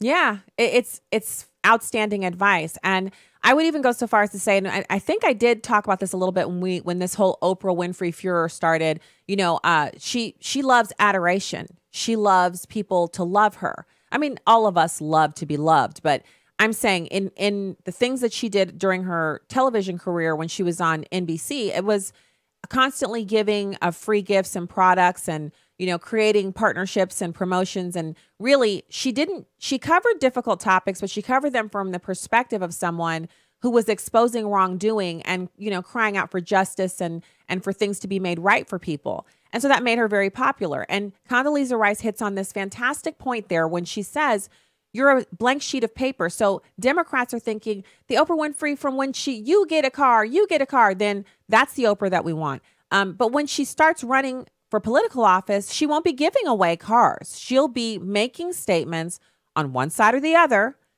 As a Democrat, she'll be saying things about progressivism and pushing that angle. And most Americans who thought she was fantastic when she gave away books and cars and beauty products and clothes and scarves and all that stuff, they're not going to want to hear what she has to say when she starts sounding like a Barack Obama protege. And so Condoleezza Rice is right. This isn't something that you should enter into lightly. And it is fun for them to have this discussion. And they spent 3 or 4 days last week, I think almost the whole week, really just turning this idea over in their mind and fantasizing. But the reality of what it looks like is exactly what we saw with President Trump. Hugely popular as a private citizen, well loved by the Black community, including Al Sharpton, and corporate CEOs adored him. And Jesse Jackson loved him. Everybody who'd ever gotten a check from him thought he was awesome until he became a Republican. And then he was the devil's big brother. So, you know, that's how that works. Now, last segment, we were having this discussion about, you know, the Me Too movement and Aziz Ansari and how he's basically having his life destroyed. He's a Golden Globe winner. He's a comedian. He's been on, is it Parks and Rec? Hold on a second. Let me look here and see. Oh, he was a star of Master of None. And I think he was on Parks and Rec. I don't watch that show, but I seem to remember him being on that one. So they're destroying his life over this, you know, sexual encounter that he had with this woman who she remains anonymous and free from any of the repercussions of her actions while she talks about what he did. It doesn't sound, or if you read what happened, there was no sexual assault. there wasn't even sexual harassment. It was a date, and they both went into it eyes wide open and consented to all of the activities. The problem is that she regrets it and he doesn't. And so she's, hanging him out to dry because this gives her an opportunity to plug into the Me Too movement. And it works for the activists of the Me Too movement, but it disempowers women because remember, feminism is all about women taking control of their bodies and behaving like men sexually, when the reality is your behavior and what you feel on the inside can be two different things. If you're a human alive today, that's true. There have been many times where your intent is to do one thing, you end up doing something else, so your behavior does not reflect your true feelings. This is the dichotomy of humanity, that we can sabotage ourselves, we can do all of these things. We're human beings, complex, multifaceted, difficult to understand. And so that's why God has all of these, what liberals and secularists call rules and moral judgments. But really, it's to protect not just ourselves, but those who we engage with, those who are around us. These things protect us all. Obedience to God, it doesn't just, when I say protect, that's not even really a good enough descriptor of what obedience does. When we obey God, it creates not just protection, but a hedge of protection around us. And it steers us away from situations that cause regret, recrimination. It helps us not to make as many of the mistakes that we would normally make. So it sounds boring. It sounds like, well, you just never get to do anything. But you do get to have an amazing sexual relationship with the husband or wife of your youth and see that marriage last until your deathbed. You get to honor God with that, and your children get to be blessed because they're the fruit of that union. It's a happier home life for them. So this is the optimal condition. So if you've already been divorced or you've already had, difficult situations, this doesn't mean that you can't come away from that and begin again. But the Bible talks about how it's supposed to work. And so we have the choice is left up to us. We can either behave as God has prescribed and try, you're working towards it. You're trying to do the best that you can, or we can go our own way. And these are the results. So I don't have it's not like I'm sitting up thinking, I'm so sorry for Aziz Ansari. I don't think he's being treated fairly, but I also don't feel like I'm not like crying in my, warm milk at night over the situation. I think it's unfair that this woman gets to accuse him without having her identity known. But this points to all of the results of the way that we're allowing ourselves to be used by each other for sexual gratification. And so one of the organizations here in St. Louis, Breakdown St. Louis, they have these skits that they put on in high schools across the country to discuss difficult topics with teenagers: cutting, drug abuse, date rape, all kinds of different things. I mean, it's some of the most real programming I've ever seen. We watched a skit because I know the lady who started it, and it's local to St. Louis, but they travel all over the country and they do these skits at high schools. And what they're trying to do is get kids to recognize that they don't have to engage in these behaviors. They don't have to have sex in high school just because everyone else is doing it. They can choose not to. And they give the kids in their own language. They give it to them. And the skits are very raw. They're very real. They're very much like what kids are encountering in social media, on television, in their everyday interactions in public schools and some Christian schools and some private schools. These situations exist. And so she sent out an email talking about, some recent data that's been issued about what's going on in this country and specific to St. Louis. St. Louis is actually number one for violent crime, which I've talked about on this show many, many times. But we are also number one for sexually transmitted diseases. Number one for sexually transmitted diseases.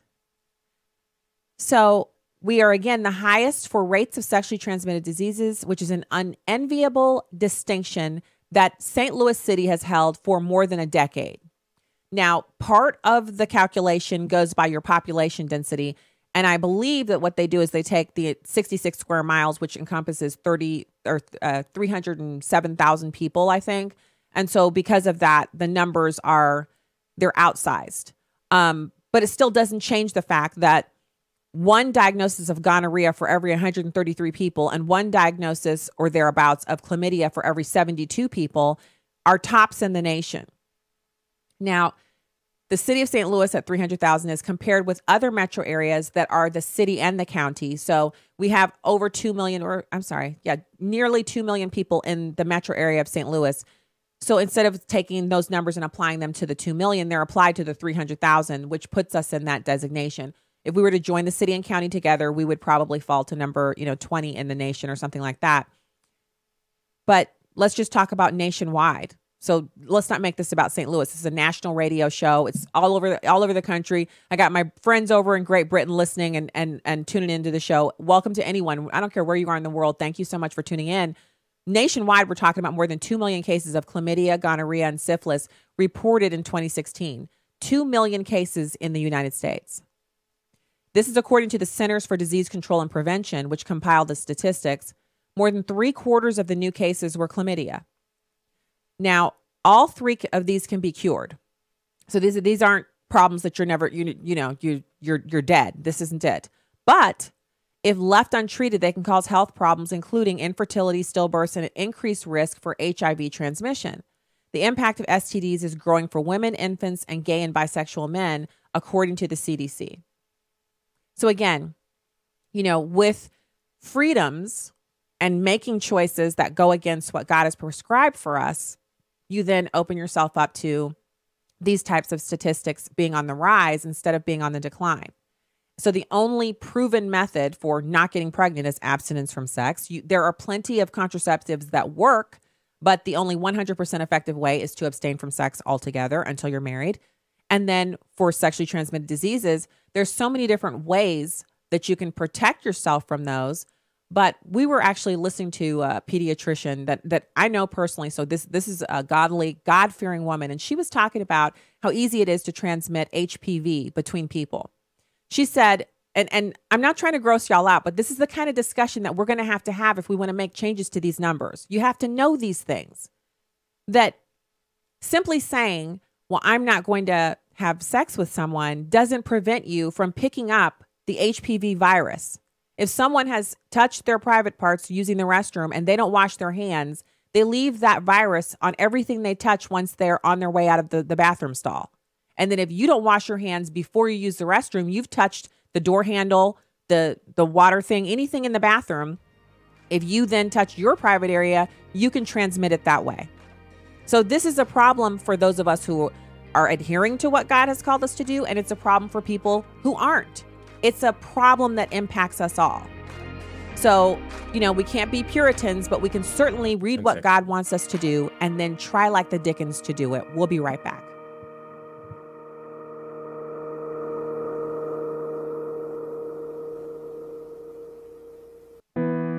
Boycotts. They're effective, communicating to our society that something has gone terribly wrong. Here's Ed Vitagliano, Executive Vice President of the American Family Association. Before Target changed its policy, it had men's rooms for men, women's rooms for women. And you ask the question, why? Why did Target have a policy of gender-specific bathrooms before it changed? Well, it's because everybody in every civilized country of the world understands that men and women, generally speaking, are uncomfortable with a stranger of the opposite sex when they're in the bathroom or they're changing their clothes. That's why these rooms were separate to begin with. So what's changed? People still feel the same way. That's why this policy is misguided. Sign the Boycott Target Pledge. It's over 1 million strong. It's at afa.net.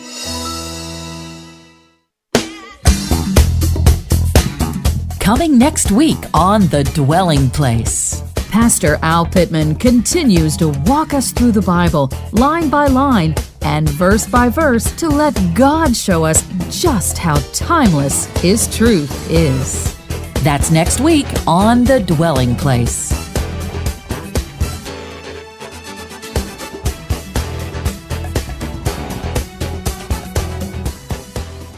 Is God calling you to pursue theological graduate education? What's keeping you from taking the first step? Is it time? What if you could choose from flexible class options?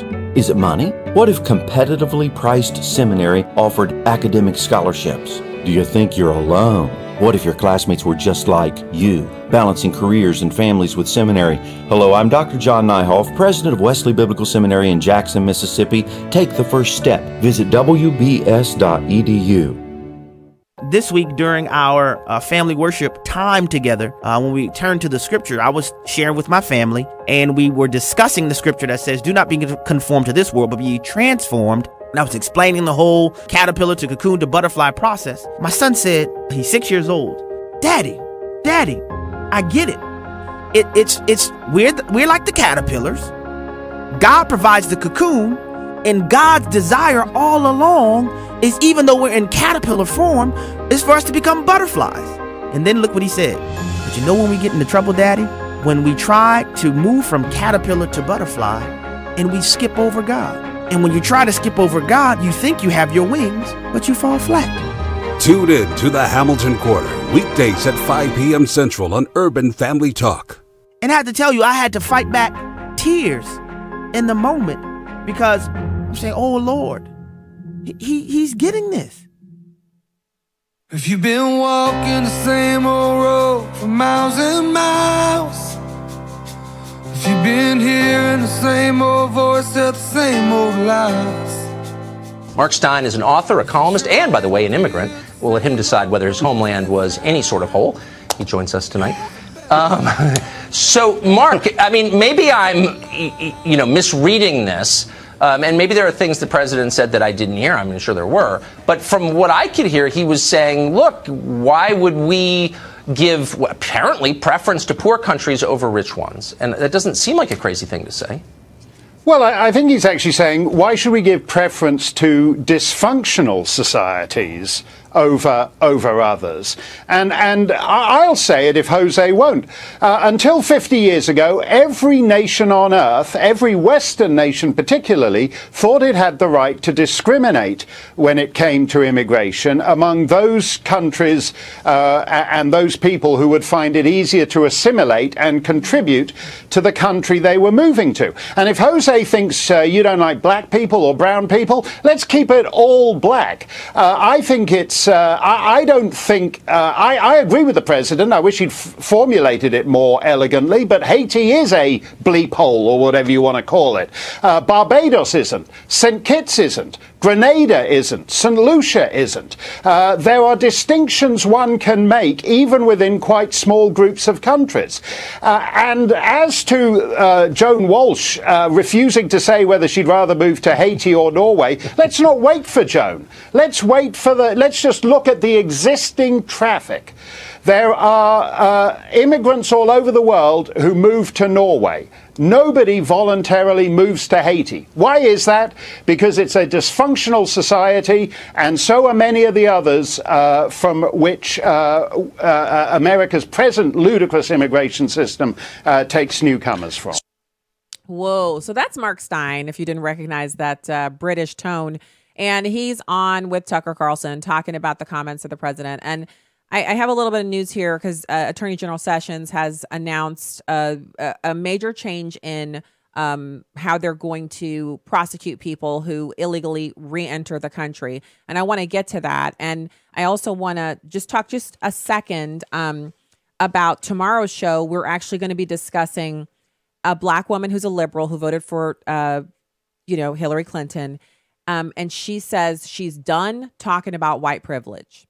Now, I don't often, in fact, I rarely read Huffington Post, but this is probably like the last time I read Huffington Post, it was a woman who came on there and she wrote a piece that was so stunning, and we discussed it on the show. And we're going to do that tomorrow.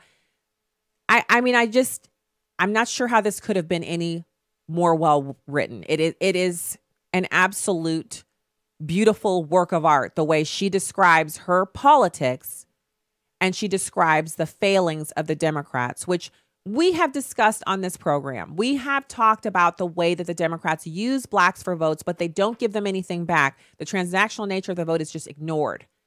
But this is it should be on that kind of paper they send out wedding invitations on. I printed it out here at home, so it's on regular paper, but it's that good. So we're going to delve into this tomorrow, and I'm going to attempt to reach out to her. She's an attorney. Her name's Nikki Johnson. I would love to have her come on the program and talk about this herself. And so I'm still trying to make that happen. But regardless, we're going to talk about the article that she wrote. And the title is Why This Black Woman Is Done Talking About White Privilege. And boy, the Democrats, if this sentiment were to ever take hold of millions of black people, the Democrats would never get their votes again. Not because she's turned into a Republican. She's not espousing Republican ideals here, but she is telling the truth about what the Democrats are doing to the black community just stark terms. She just does not hold back. So we were just listening to Mark Stein. No one voluntarily moves to Haiti. He then goes on to describe a couple of other really salient points, which bring us to the announcement by our Attorney General. So let's listen to number 8. So here's my question. So China is the most aggressive colonial power in the world right now, and it's investing all over Africa and all over Latin America and all over the Caribbean, spending $30 billion in Haiti, for example. There's no pressure from Joan Walsh or the American left for the Chinese to absorb immigration from any of those regions at all. They're not denounced as racist for keeping their borders totally closed to everybody. Why is that, I wonder? Well, because China is allowed to advance its own interests. So it's bought, for example, a big ton of bauxites in Jamaica, the bauxite industry in Jamaica. Yes. But it doesn't feel that along with that, it has to import a big bunch of Jamaicans to its country. And that is when people get object to what President Trump says, but it actually makes far more sense than if you look at what Pat Leahy said, who just sent out this eunuch tweet in response, bleating, "That's not who we are." It's not enough actually just to say, "That's not who we are." And in fact, that's the response to every one of these so-called problems. That's not who we are. Well, they never actually say who we are. They just say, "That's not who we are." And who we are seems to be devolving down into the people who say, "That's not who we are." Everybody else, China, Haiti, Norway, is allowed to be who we are and act as a nation in its own national interests, including on immigration policy. Yeah, well, I think China could use a little more diversity, so we'll be pushing for that in future weeks. Thanks a lot, Mark. Appreciate it. Exactly.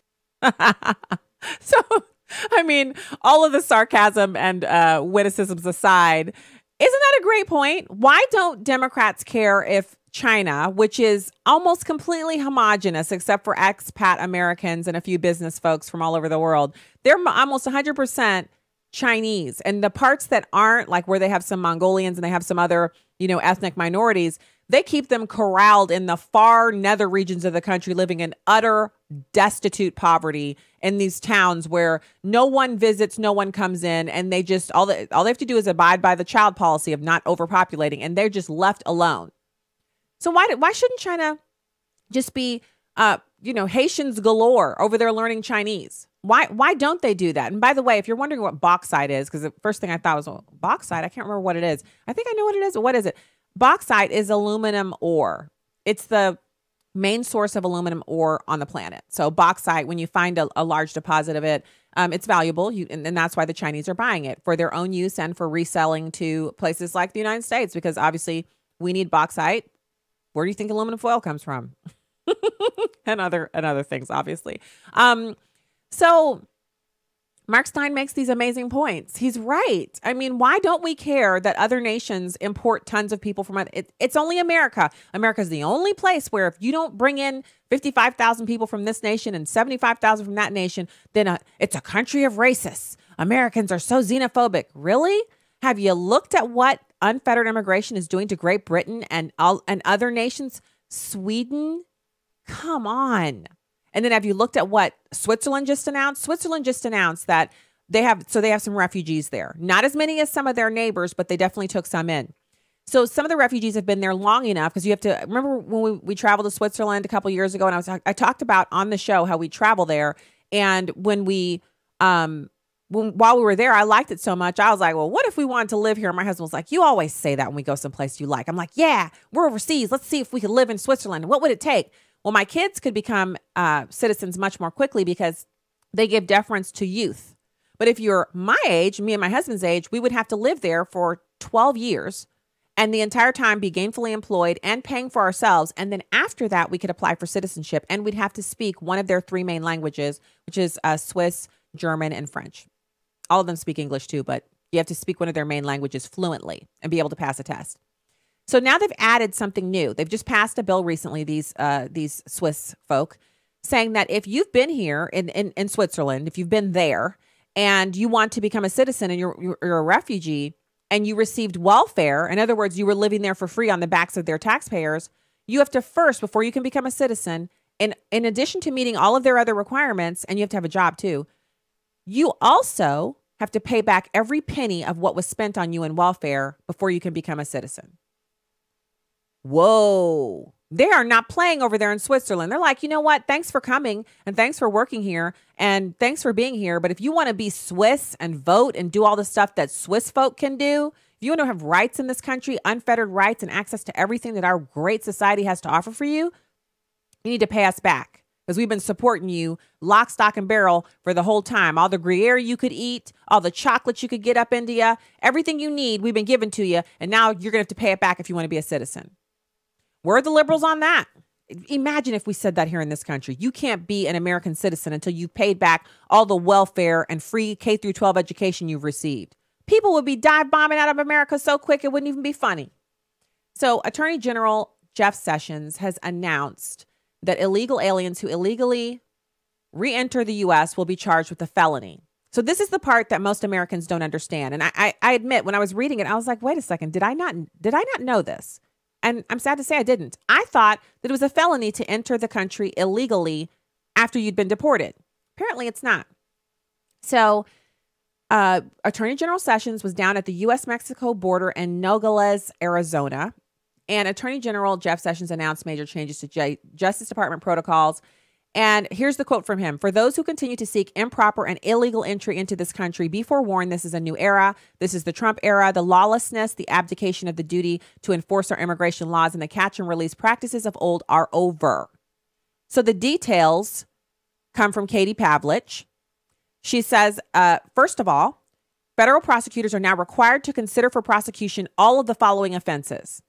The transportation or harboring of aliens, otherwise known as human trafficking. As you know too well, this is a booming business down here. No more. We are going to shut down and jail those who've been profiting off of this lawlessness. People smuggling gang members across the border, helping convicted criminals re-enter this country, and preying on those who don't know how dangerous the journey can be. Does that sound like people who hate people from other countries? No. Attorney General Sessions and Donald Trump are actually trying to protect unsuspecting people from El Salvador, from Guatemala, from Mexico, from being told that all they have to do is pay $9,000 and they're going to be safely transported to some fancy American city where they'll receive welfare. Then they're sold into sex trafficking or slavery, or they're put into the back of a big, huge truck with no air conditioning and they die on the journey once they pass the border. They're trying to stop that from happening. Further, where an alien has unlawfully entered the country, which is a misdemeanor, that alien will now be charged with a felony if they unlawfully enter or attempt to enter a second time and certain aggravating circumstances are present. Also, aliens that illegally re-enter the country after prior removal will be referred for felony prosecution, and a priority will be given to such offenses, especially where indicators of gang affiliation, a risk to public safety, or criminal history are present. And number 4, where possible, prosecutors are directed to charge criminal aliens with document fraud and aggravated identity theft, the latter carrying a 2-year mandatory minimum sentence. He also said prosecutions will be a priority. If someone dares to assault one of our folks in the line of duty, they will do federal time for it. He then referred to and emphasized the dismantling of the dangerous and violent cartels such as MS-13. They're talking about criminal organizations that turn cities and suburbs into war zones, like the city of St. Louis, hotspots in the city of St. Louis. And they profit by smuggling poison and other human beings across the borders. Brutal machete attacks and beheadings. These things are going on within the borders of the United States right now. And Attorney General Jeff Sessions and Donald Trump aim to put a stop to it. And so, again, I caution those of us who claim Christianity. We do not advocate for lawlessness. So are we looking for every person, yes, we are. I was going to equivocate a little bit, but I'm not. We are looking for all of the criminals who are killing people with machetes, cutting people's heads off, doing all these horrible slayings within the borders of the United States, turning our cities into war zones. We're looking for these people to be prosecuted and thrown into jail. We're looking for people who are coming into the country illegally to be deported and for them not to attempt to re-enter the country again. Yes, we're looking for the enforcement of federal immigration law by the Attorney General of the United States. Not because we hate people, not because we're xenophobic, but because it is the law. I mean, it's really not, it's kind of simple. And it doesn't mean meanness. It just means it is what it is. So this means it's a top priority, which is a complete turn from the Obama administration's, the way that they did this thing. Their interest was in catch and release, turning some people around at the border, bringing everyone else into the interior of the country and dumping them off at bus stops and train stations and letting them make their way to the welfare office. That's not what the Trump administration is looking to do. If the president is allowed to go on and permitted to continue in this vein, we'll see a further reduction in crime. That is a good thing. And so, I'm loath to say, you can't find anything wrong. Obviously, we can always find something wrong with leadership. But what does the Bible call for us to do? We're to pray for those who are placed in authority over us, from the municipal level, from your boss at work, all the way up to the presidency. We are to pray for our leaders. The Bible says that God turns the head of the leader whithersoever it will go. He turns their head. He changes their minds. So that means we have to be willing to get into the position of power, the position of power being the position of prayer, and petition our Father in heaven for the things we'd like to see happen in this country. And that's the best thing we can do. And that's the show for today. Thank you for being here. Don't miss tomorrow's show. It's going to be great. And have a nice night. Unplug from that social media. Look into the eyes of your loved ones. And God bless you. Be back with you tomorrow.